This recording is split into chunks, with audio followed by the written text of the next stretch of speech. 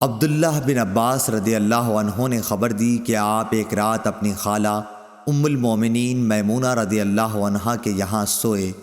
آپ رضی اللہ تعالی عنہ نے کہا کہ میں بستر کے عرض میں لیٹ گیا اور رسول اللہ صلی اللہ علیہ وسلم اور آپ صلی اللہ علیہ وسلم کی بیوی لمبائی میں لیٹیں۔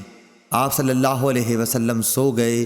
جب آدھی رات گزر گئی یا اس کے لگ بھگ تو آپ صلی اللہ علیہ وسلم بیدار ہوئے۔ نیند کے اثر کو چہرے مبارک پر ہاتھ پھیر کر آپ نے دور کیا۔ اس کے بعد آل عمران کی 10 آیتیں پڑھیں۔ پھر ایک پرانی مشک پانی کی بھری ہوئی لٹک رہی تھی۔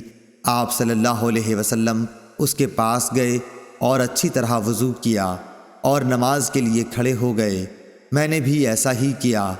آپ صلی اللہ علیہ وسلم پیار سے اپنا داہنا ہاتھ میرے سر رکھ کر اور میرا کان پکڑ کر اسے ملنے لگے۔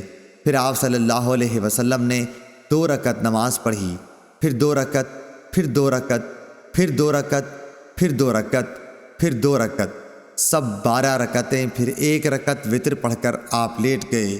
یہاں تک کہ مؤذن صبح صادق کی اطلاع دینے آیا تو آپ صلی اللہ علیہ وسلم نے پھر کھڑے ہو کر 2 رکعت سنت نماز پڑھی، پھر باہر تشریف لائے اور صبح کی نماز پڑھائی۔ صحیح بخاری حدیث نمبر 992۔